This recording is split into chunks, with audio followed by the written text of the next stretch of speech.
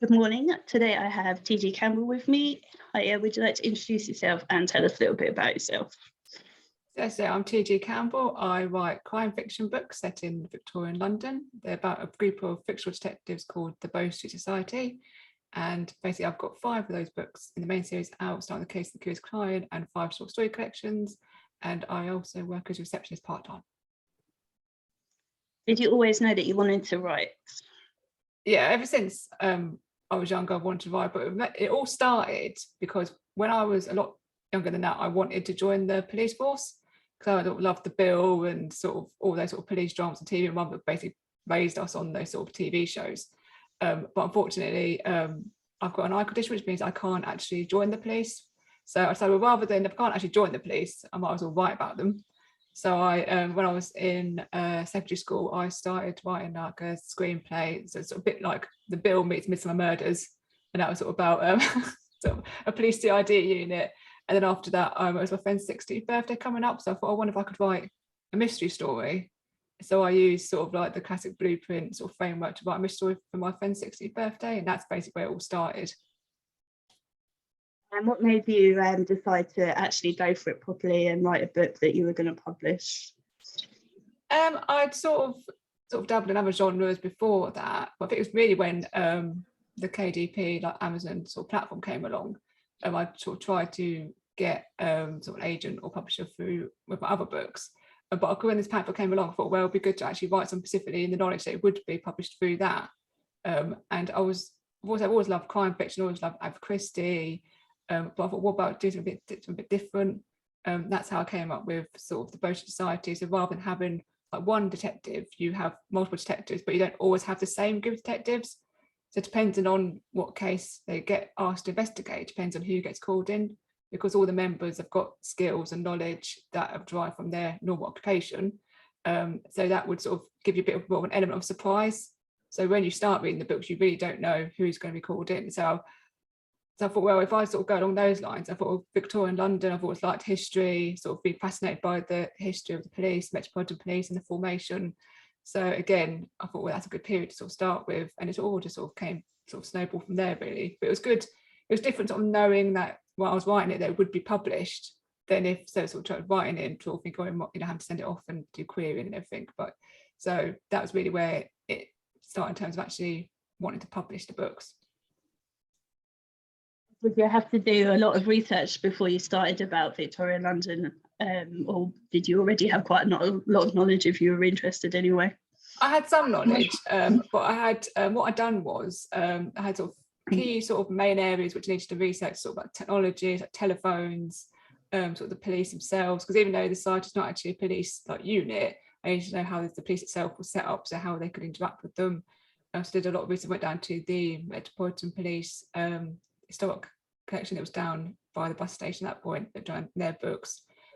Also, what I'd done as well was, because I already knew what characters and what occupations I needed, I then did research based upon those occupations.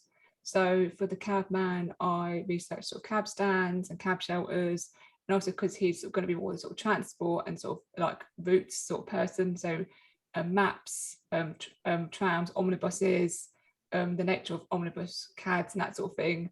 And then also, so it was doing it that way made it a lot more manageable to research by doing it per profession. So, and also when it came to sort of like the magician who's in the group, I went down to the magic circle, had a tour around there, which was quite interesting.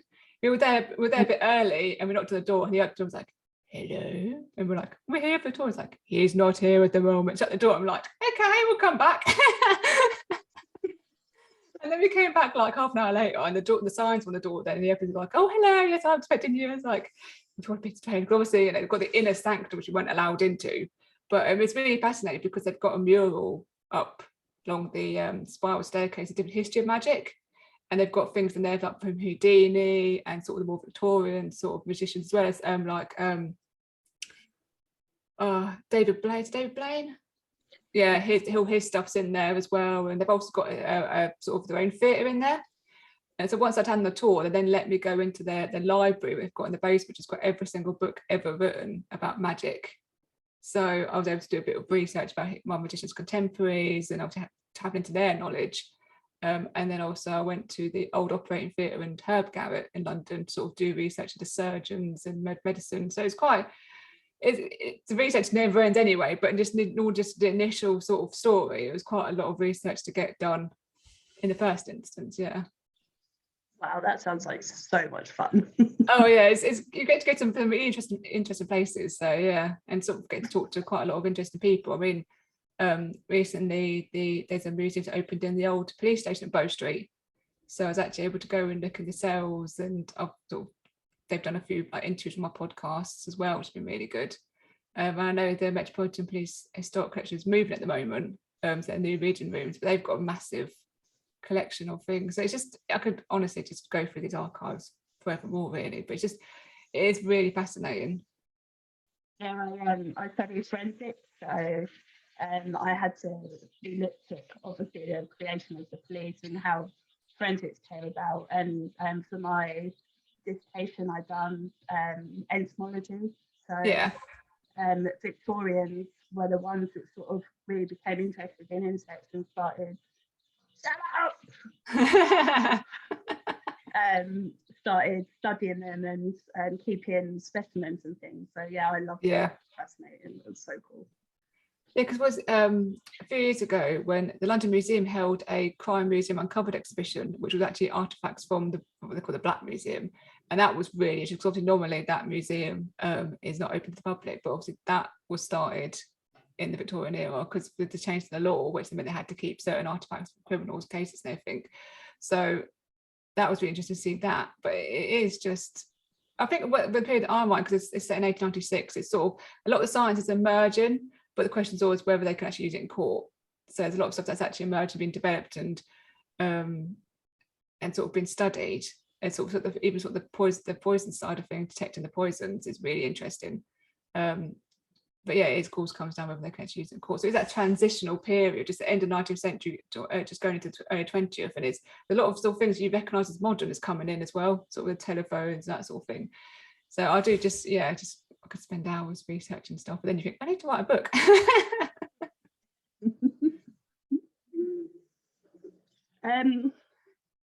So of the books you've written so far, if you were to take out one of your characters for a meal, who would you choose and what would you ask them?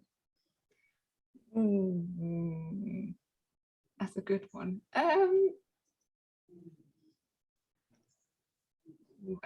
got certain characters who are my favourite. I'd probably, so there's Inspector Conway, who is part of the police, who's sort of quite central to sort of the main plot arc throughout the story. His life is being a police officer.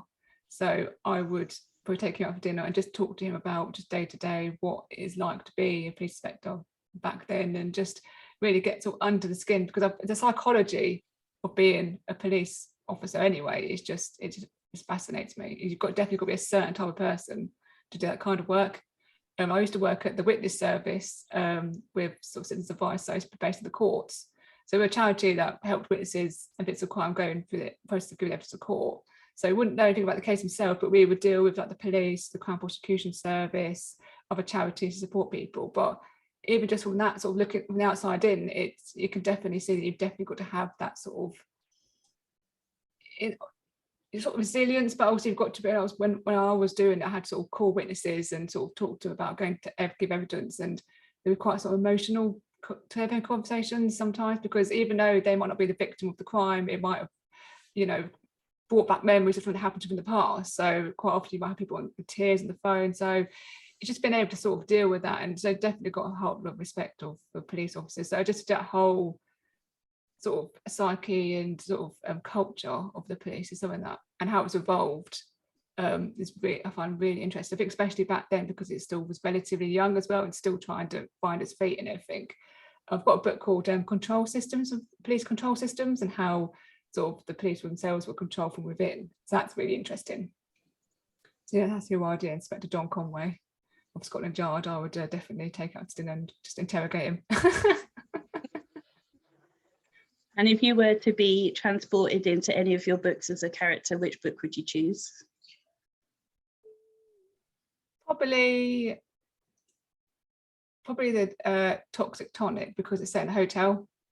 So the whole police and the society are all just basically forced into this sort of situation where they've got to basically work together. So, but also just the grandeur of the hotel and just that atmosphere, I think I'll definitely want to stay there, I think.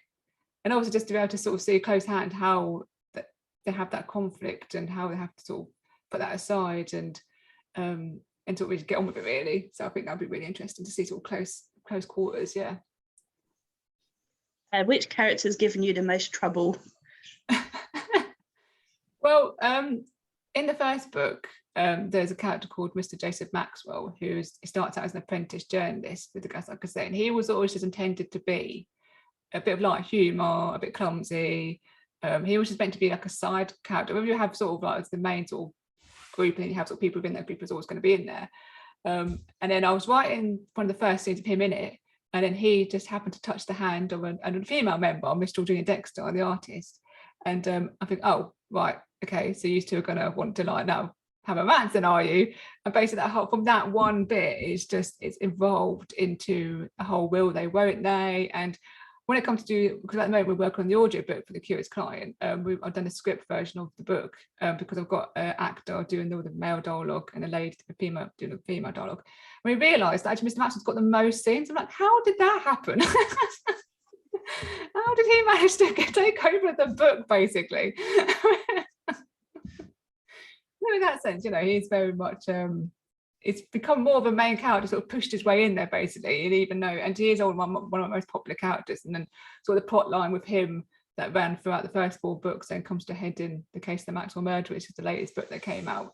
But in terms, he's definitely caused me the most trouble in the sense that I never originally planned for him to have this whole will they, won't they romance, and it's still, sort of going on a bit now. So it's something how they factored in. But I think, oh, okay, so you still want to get together. Like, okay, we'll go with this. We'll see how this goes. Yeah.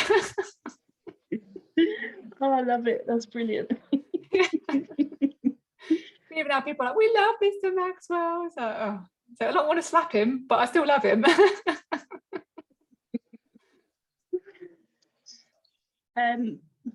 I ask this a lot actually, but as you write Victorian, I wonder if your answer will be different. If you were to, you must have killed people in various interesting ways, but if you were to kill someone, how would you do it? Oh, what if in real life or? Yeah, well, no, hypothetically. Hypothetically, obviously, yes. You haven't found the bodies yet, but no, yeah. There is obviously certain poisons that could be mistake for something else, but also there's a few poisons actually which I've discovered that can be from quite mundane things. So like potatoes potentially can be poisonous, and things like the leaves of rhubarb and things can be poisonous, and like even like obviously apple pips and stuff like that. So I'd probably try to sort of use a poison that would be a bit seemingly innocent. It's like, oh, it was an accident, I didn't realise that's poisonous. So yeah, probably because you say was it poisons a woman's weapon anyway, don't they? But, yeah, we like to keep our distance and keep clean. Yeah. The only thing about writing about poisons, when you do more research about poisons, you start to get a bit paranoid. I think I don't want to accidentally poison myself. Do you know what I mean? It's like you've been always different poisons around, you think, oh my god, I didn't realise there's that much like danger out there. I know, it's some stuff as well, you're just like, oh my god, what? Yeah, I know. You just think, what was it I was looking at recently? That I can't remember what. It was some poison, and it was like, but it was given as like as an antidote to I can't remember, my mind's gone completely blank now. But they're saying if you had accidental poisoning at home, you can give them something. And it was for years and years and years. Like mothers were told to give your child this if they'd like. Oh, that was it. It induced vomiting. That was it. And it induced vomiting. And they were told like, you to give your child, if you had a child accidentally was poisoned at home, give them this like solution, and it would induce vomiting. And for decades and decades, doctors actually recommended parents to do this. But then obviously now they've now stopped that, because if it's a corrosive poison and you get into vomit, it's burnt down and it's burnt back up again, and it can also, if you can accidentally give them too much of this stuff and actually do more harm than good. But I think it's fascinating, like, oh yeah, good poisons will give you something else that's just as bad, My forensics teacher was funny. She used to tell us about stuff, and she's like, oh yeah, like this would be a really great way to kill someone, because, you know, if you just gave a little bit too much, or, you know, if it touched the skin or something. But she'd never tell us how much. No, or no, like, you don't encourage people. No, and if there was a combination of something, she's like, you know, this and this mixed together. But yeah, she'd never tell us like the details, and we begged her, like, please, we're not going to do anything. She's like, nope. Yeah, it was really fascinating, like reading some case studies about the early detection of arsenic poisoning. And they took down a lot of research, and they were quite confident, this is how we detect arsenic. And then they discovered that actually arsenic naturally is produced in the body, because they then tested like dead bodies and they all had arsenic, like, but we know they didn't die of arsenic poisoning. And so they're like, wait a minute, we need to go back and look at what his court case. We said, oh yeah, it definitely was arsenic, you know. And they were saying also a lot of the stuff they were using to test it was also had arsenic in it as well. So it's like, how reliable can you? But just, yeah, it is fascinating. Sort of some of the things you think, obviously work like writing where I'm writing in, you sort of think, oh, that would be a good way to kill somebody. You've got to think, wait a minute, could they actually detect that back then? It might be a really great way to do it now, but actually, can they actually then go back and sort of redo the research and say, oh yeah, they can detect that, and then it will not have to, okay, back to the drawing board then. If you were to be fictionally killed, who would you want to solve your case? Does it have to be my character, or can it be somebody else? No, it can be anyone, absolutely anyone. God, that's a really difficult question. There's a series that I follow by Anne Bainbridge, Inspector Abs, and it's sort of set like a few decades before my books, but it's really, really good. So I think, and he's very sort of shrewd, very quiet, very sort of very good at sort of looking, take a step back and look at everything and then solving it from that. So I think, yeah, Inspector Abs definitely be Scotland Yard, definitely be somebody I'd like to investigate my murder. I think he'd make quite a good job of it. Out of all the books that you've written so far, what's been one of the most fun scenes you've written, and what's been one of the most difficult? Oh God, probably the most fun scenes. Any sort of scene with Mr. Maxwell was always quite hilarious. There's sort of one scene where he volunteers to go and talk to this really intimidating like suspect, thinking that Conway's around to back him up, and then he's told, oh no, he's gone off somewhere. He's like, oh, okay, then do you want to come with me? No, you're fine, you go off. Like, okay, then I'll just and then the state's like, oh, do you want to come with me? He's like, oh yes, please, yes. And she's like, oh, I'll be scared too. He's like, no, I'm not scared, no. But yeah, that's quite funny. But and sort of in terms of more difficult scenes, I think, even though he's my favourite character, I also find it really difficult to write for Conway, because he doesn't give a lot away, basically. You've got to sort of pull the stuff out of him, really. It's a bit like getting blood from a stone, really. I try not to, there's certain things that I won't write about, sort of don't include rape or anything to do with children. I think sort of that comes from working in the witness service, having sort of seen, not necessarily firsthand, but sort of seen the after effects of that sort of crime. So I find it way too uncomfortable to even consider writing about that. But in terms of, yeah, sort of difficult scenes to write, I mean, most scenes where they have like the meetings, they have a meeting, so they have all different characters all wanting to sort of give their own input to the case, can be quite difficult to write, because it makes sure you get everybody in, but at the same time it's not too confusing for the reader. And quite often as well, like I'll start that meeting saying, oh, maybe some research, because they've got to do a bit of like spiel about, oh, this is my take of the, you know, the situation, this is what I know about that kind of area. So quite often I have to go away and sort of pause it and then go and do some more research, because they could do the little speech. So which is what happens more often. No matter how much research you do before you start writing a book, you've always got to go back and do some more. Really. When you're editing, what's your most overused word or phrase? I've told that I use a lot of formers and latters a lot, and then and nodding, yes, everybody nods, or slight smile, yeah. Oh yeah, the guy yesterday or the guy the other day said about nodding. He said if his characters nodded as much as he wrote, then their heads would fall off or something. I also, my sister, because she beat me to me, she's very good at sort of picking up when I overuse a colour. So it's very brown, a lot of brown or a lot of green. You know, so Yeah, but it's certain. Unfortunately, it's limited to a certain degree of like depending on what the character is, like what kind of colours they could wear anyway. But just like, yeah, there's a lot of brown. Change the brown. It's like, okay. But yeah, definitely formers and latters is definitely the most one I'm most guilty of. So then you do find yourself sort of when you start using it, like, oh, wait a minute, step back, you change to something else. But yeah, definitely nodding and smiling. Something I have to ask you about is your book covers, because they're awesome. Thank you. So did you have in mind what you wanted? Because obviously they're quite similar, so that they define your books. Because I don't know anyone else who's got covers like them. Okay, well, when I know want something quite vintage looking, so what I did was I went into Waterstones and just looked at their sort of older like crime books, and they had this sort of series called British Classic Crime, and they were sort of quite vintagey looking. That they had different illustrations, and I sort of went online and sort of did the research of what kind of artist could do that kind of style for me. I already had the logo of the both sides of the logo, so I wanted something that just to go in the middle really, and that's how I found Peter Spells. He's based in Brighton. He's done a lot of sort of posters for London Underground in the style of that sort of Art Deco style.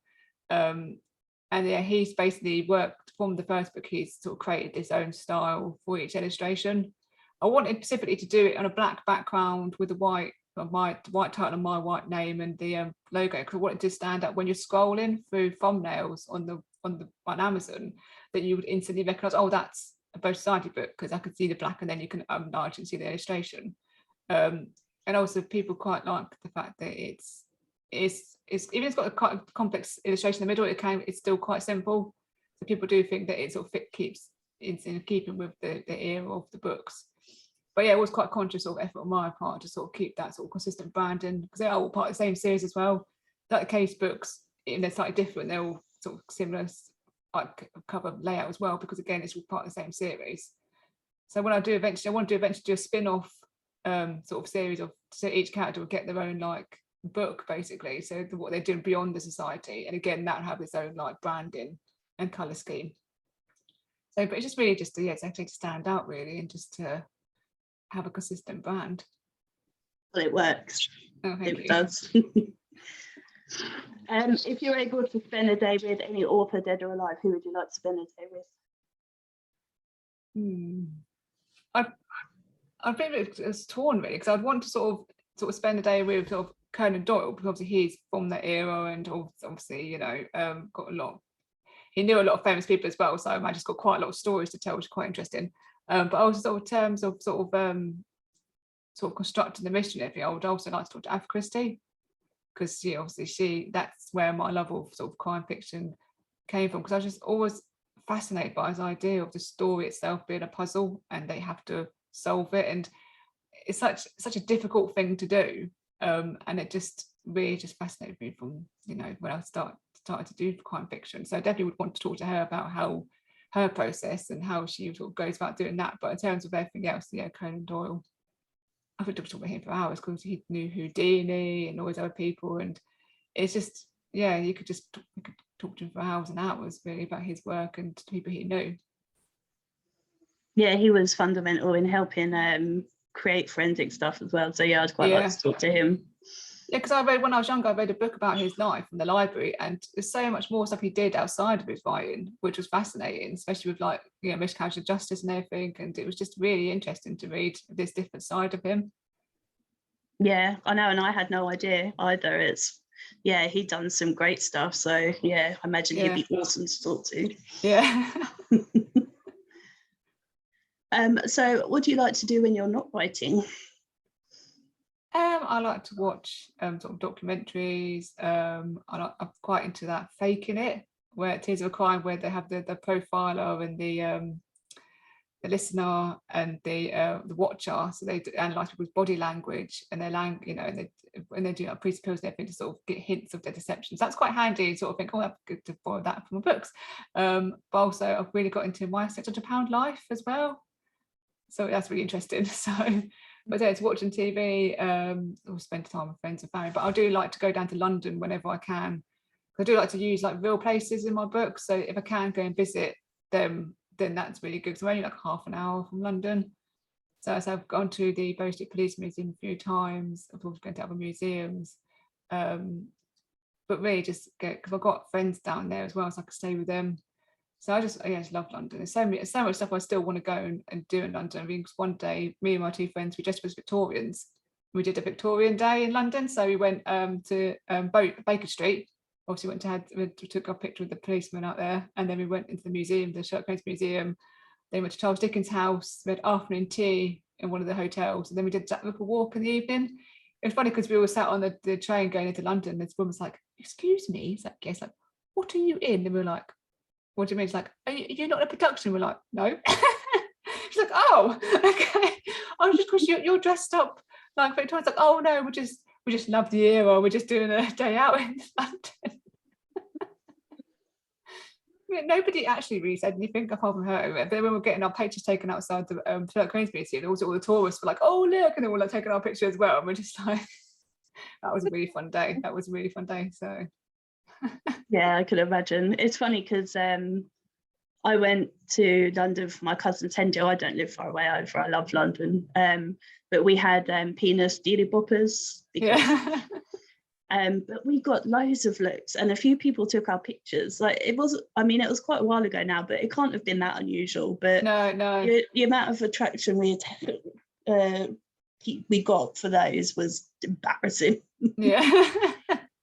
I mean, me and my friends got any excuse to dress up, to be honest. We went to the Prohibition party in Vauxhall, which was all 1920s, music, casino, and like obviously drinks the teacups and everything. And then we also went to the same company did a Blitz party.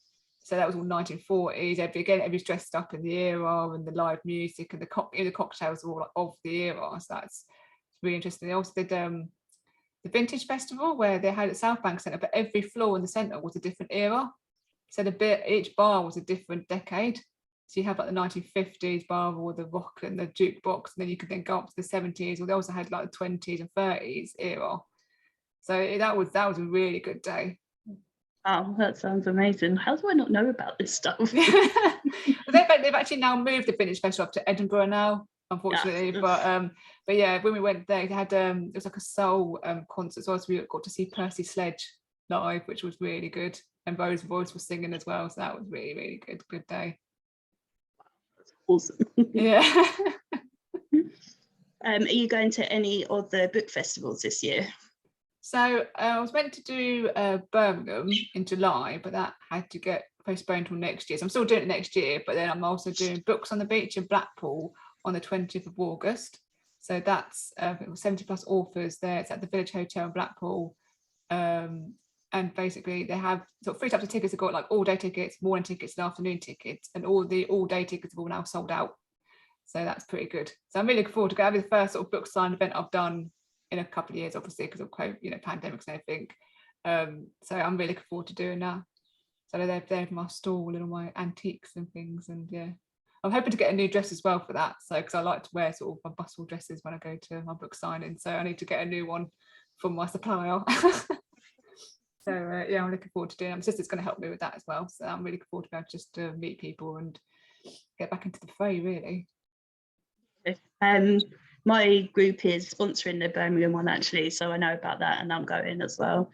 And I'm hoping to go to Blackpool. It's just after my birthday, so I'm hoping to maybe go to that with my friends. So yeah, good to see you there. Yeah. So Laura Rossi, she came to one of the groups that I go to, a book club, and she's going, but she lives in Italy, I guess.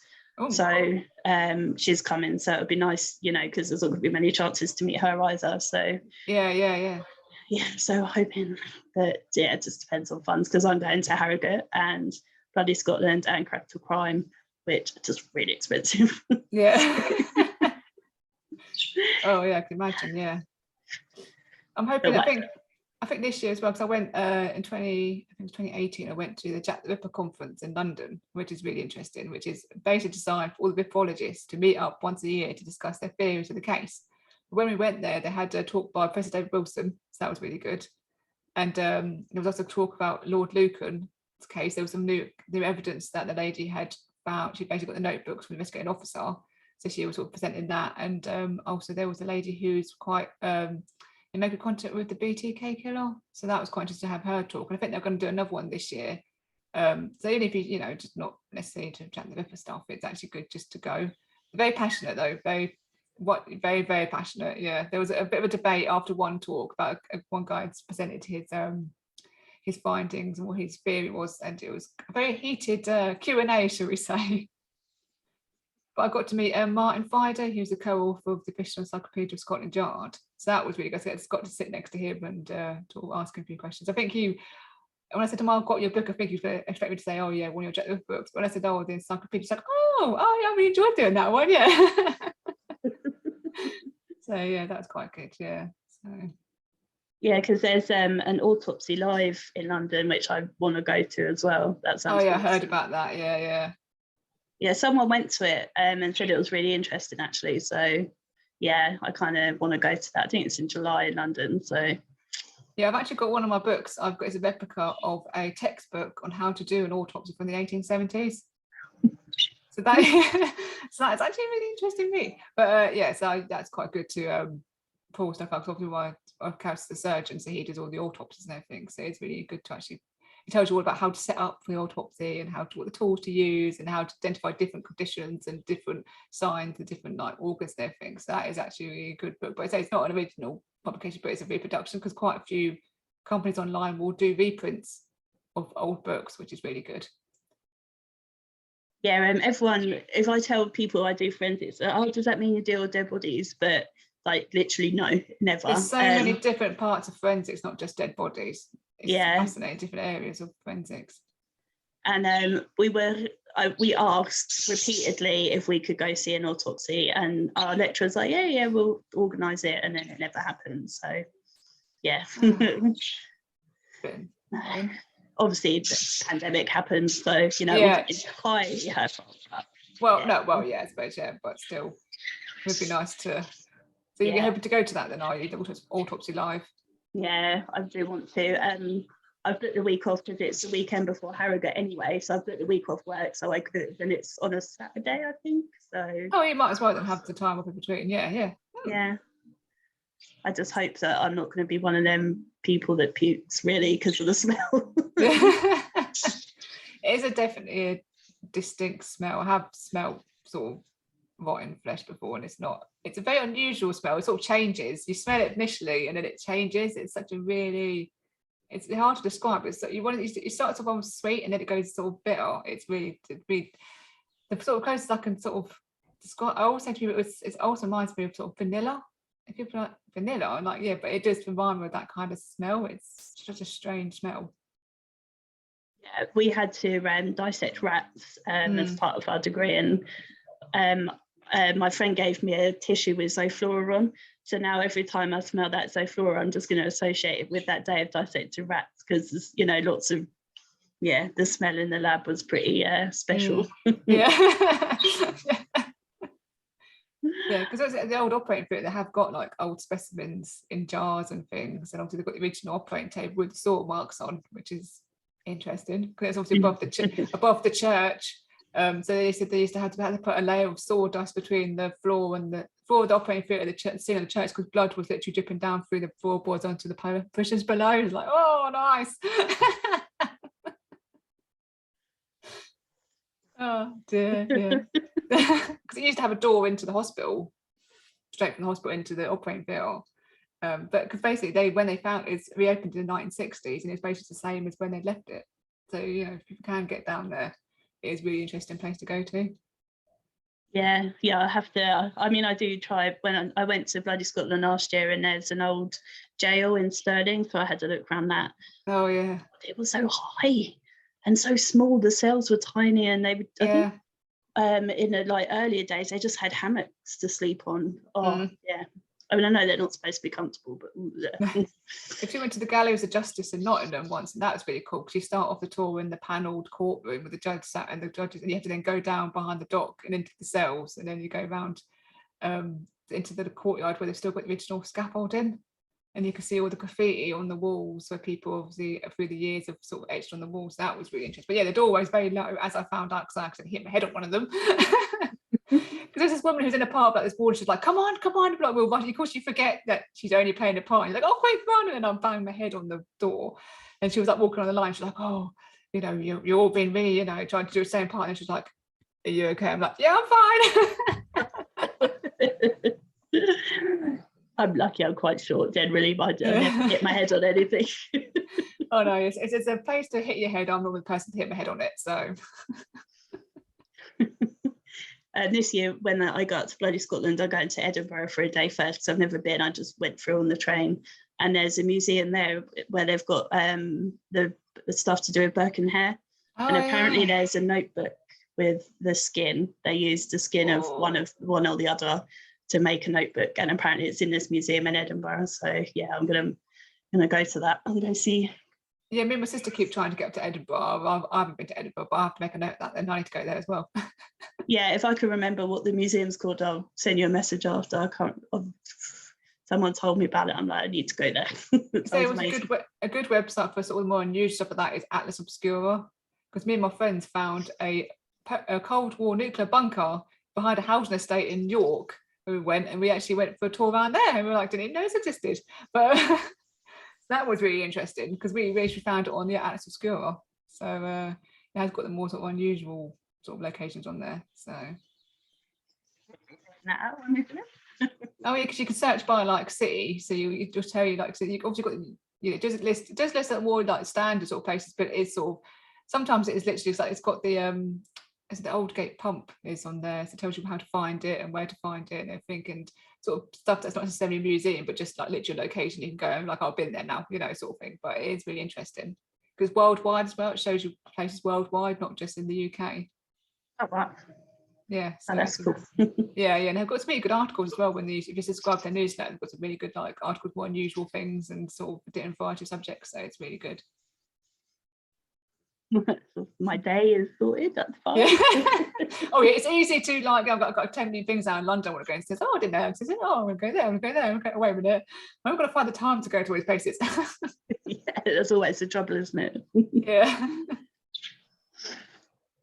Since the very first day that you decided to start writing, what's been your absolute highlight? I think overall it's probably actually getting into the UK Crime Book Club anthology, because I joined the group and obviously sort of interacting with people in the group and sort of seeing the calibre of authors who are in that group, and also the calibre of readers that are actually in there as well. You know, it's very much a readers group, which was one of the reasons why I love it. And then I thought, well, I'll submit to the anthology, you know, thinking, oh, I probably won't get in, you know. But when the day I got in, I was like, oh my God, I got in the anthology. And I was like, literally sort of just that's definitely been one of my biggest highlights, just actually. And then, you know, other people are really respectful saying they like the story, and it really has just been amazing just to get into there. Yeah, that's cool. And their anthologies are great. So yeah, yeah. So I do actually have some author copies of the anthology to take with me to Blackpool, the criminal shorts anthology, to raise some more money for the charity, the Red Kite Academy. So if you do come to Blackpool, then we'll have some author copies there to sell. Cool. So yeah. Yeah, I think I've got an electronic version. But, yeah, I've got both versions. Yeah, but as I said to him, well, you know, because I'm going to the Blackpool event anyway, I'm happy to have someone on the stall and just obviously make it clear to people that the proceeds from those will be going straight to the charity again. So just to help, you know, sort of boost that fund of it a little bit more, really. So yeah, cool. Yeah. You made lots of author friends since you started writing. Yeah. I mean, I say, well, my G Campbell profile on Facebook is like 99% of that's authors. But yeah, it's really good because I say like Anne Bainbridge, I'm now friends with her. Ed Turville, I'm friends with him. You know, also like, you know, people like Tony Ford are just loads and loads of people. I can't name everybody off the top of my head, but it's really interesting because like with Anne, sort of we both sort of admire each other's work, and we both say to each other, like, oh yeah, I read your book, and I'm like, oh, I can't write anything like that. And it's just like it's strange how you perceive your own work and how somebody else then perceives it. So it's actually good to have especially somebody who actually writes the same period as you as well, because she's given some really good sort of research sources for Scotland Yard, because she recently had her recent book had him start at Scotland Yard, so she had sort of a lot of detail of like the interior and how it works and everything, and So because hers is set like decades for mine, so it was good to sort of use it as a starting point, and then from there I then sort of did more research, and then I actually ended up getting the floor plans of the original Scotland Yard building from 1880, so that was pretty cool. But yeah, so just being able to have sort of to stay a bit grounded and actually have people that you can actually go to and say, oh, you know, like recently I was sort of did a post saying about, you know, what was a blog tour. Like, I think you saw that one. Yeah, so it's literally it's just this mountain of like a font of information that it's just people are so happy and willing, so supportive to help you and sort of give you the benefit of their knowledge, which is it's really amazing. So it's, you know, the author community, especially like in the UK Crime Book Club and in your group, it's really supportive. So, you know, the more that you can sort of connect with other authors, and you know, the better, really, because everybody's, you know, we all want to do the same thing. We want to tell good stories, and we want to, you know, give, you know, readers happiness and, you know, give them joy and everything. So I think, you know, definitely if you can network with more authors, then it's definitely the thing to do. And do you get a lot of feedback from your readers? Yeah, I do. Yeah, because I've got sort of newsletter. I've obviously got beta readers who I get quite a bit of feedback from. But yeah, people. So when I think it's like Caroline Marston, who's one of the admins of the Crime Book Club, she discovered my books through this anthology, and so she posted a couple of reviews in that book, and I've had sort of people comment on there that they really enjoyed the books, and I think generally my books, because there's quite a bit of description, I think some people either love description or don't like description. But I think also it's quite niche as well. So I think people either really, really love them, or it sometimes can be like they're just not quite sure about them, or, you know. But generally it has been really positive. So, and so yeah, that's how, you know, people can't read. When I revealed the on my podcast, I did the title reveal of Max or Murder. I had 2 readers on the podcast. So when I revealed the title, like, oh, does that mean we can't go with Mr. Maxwell? Not Mr. Maxwell. It's just like you know, and it's interesting sort of talking to people. I do like to talk to people about sort of when they've read the books, because it gives you, especially when you do the like, construct the mystery, it's good to sort of see when did they figure it out, because I like my readers to be able to figure it out before the end. Oh, hello. Oh, bless. It's my show now. Get out of the way. Really gorgeous. Oh, but yeah, and also just talk to them about their which character they prefer. And again, it sort of seems to be the biggest thing at the moment is everybody really likes the character of Conway, which again was really interesting how certain characters can just click with people and just become, you know, the most memorable character. So yeah, I do quite like to talk to people, readers, about the stories and everything. Yeah, I must admit that you came to my attention through Caroline, you know, and because she absolutely raved about your book, then I think I saw you being interviewed as well, so I got it anyway. But then Caroline raved about it, so I'm like, okay, I'm going to need to bump this up my TBR. It hasn't quite got there yet, but it's close. Oh, that's fine. You've actually got a lot of books to read. Oh my God, I don't even count them. It's just insane, because I do blog tours as well. Yeah, I see that, yeah. It's just crazy, just insane amount. But I read quite fast, thankfully, so I can say you're a speed reader. Yeah, I learned that skill at university. I think I've read Old Coastal Shop in like 4 days. I read like 100 pages a day, because like, you know, like that. Yeah. Oh. Yeah, she's a baby. You cute. So what are you working on at the moment, and do you know what's coming next for you? So I'm working on the 6th post-starting mystery in the series.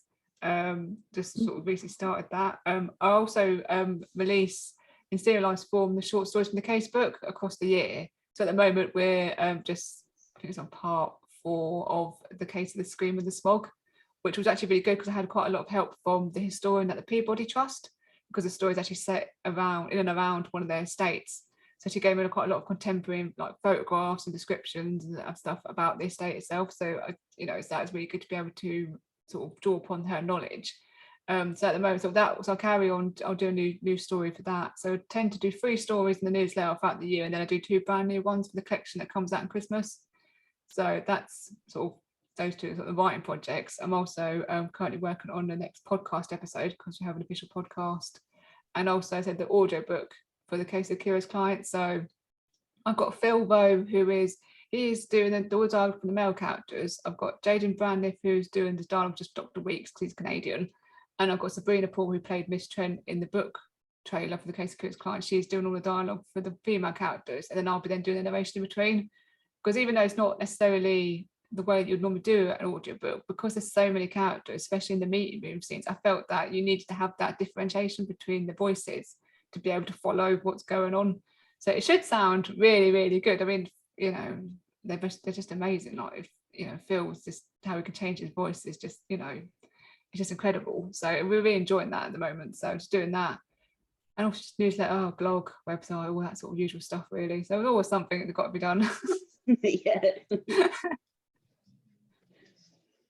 Well, I can't think of any more questions for you unless you think there's anything that I haven't asked you that you want to tell us. No, just sort of, if people want to sort of find a bit more about me, they can go to my website, which is bowstreetsociety.com. It's all the information like the books, newsletter, podcast, blog is all on there. I have interviewed a few sort of curators for the blog. So recently I've interviewed Christine from People I Trust. Also, there's people I've interviewed from the Bow Street Police Museum, Metropolitan Police, Historic Collection. I've also interviewed a podcast I interviewed recently. Last episode I interviewed a retired Metropolitan Police officer who was part of the CID at Bow Street. So that was really interesting. So people here wanted to find out a bit more about me and my books and things, there, so I'm there. I'm also available on Amazon in all formats, well, all formats, like paperback and Kindle at the moment. They just search Bow Society and that will all come up. Fabulous. So thank you very much. Thank you very much. Thanks for having me. It's been great.